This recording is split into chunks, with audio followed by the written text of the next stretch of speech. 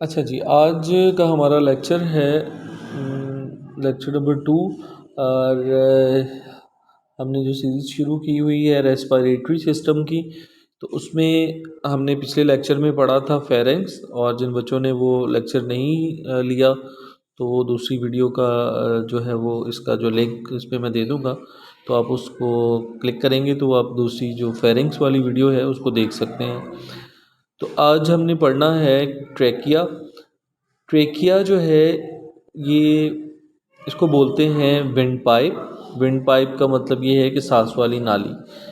Trachea जो है वो सांस की नाली होती है जिसका कुछ हिस्सा जो है वो गर्दन में होता है और कुछ हिस्सा जो है वो सीने में होता है।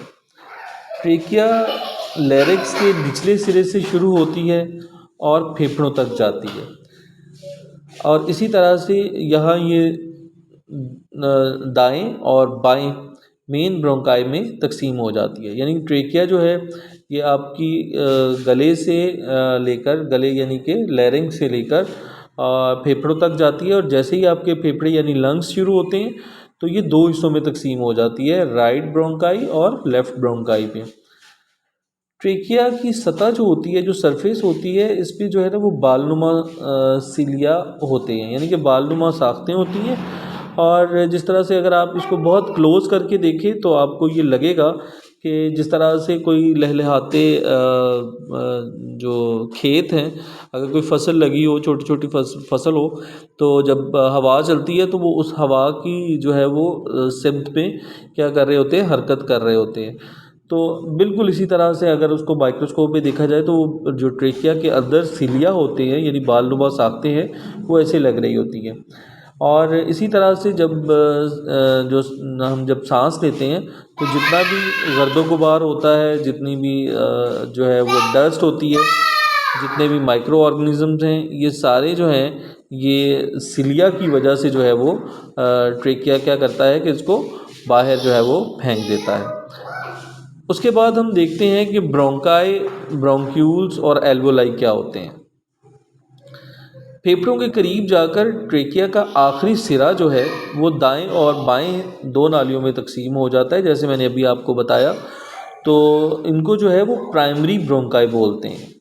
यानी प्राइमरी ब्रोंकाई का मतलब है कि इनिशियली अभी ये लंग्स के अंदर दाखिल होते हैं, ठीक है, तो इसलिए इसको प्राइमरी ब्रोंकाई बोलते हैं।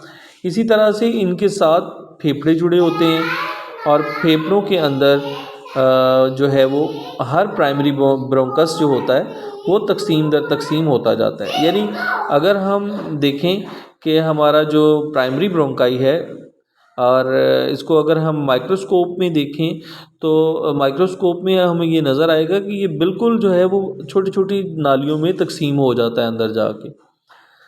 तो उन नालियों को, जो छोटी छोटी नालियां हैं, उन ब्रोंकस को हम बोलते हैं सेकेंडरी ब्रोंकस या टर्शरी। अच्छा, तो इसको हम बोलते हैं जी सेकेंडरी ब्रोंकाई। तो जैसे ये तकसीम और छोटी होती जाती हैं तो फिर इनको हम बोल देते हैं कि ये हो गए हैं ब्रोंक्यूल्स।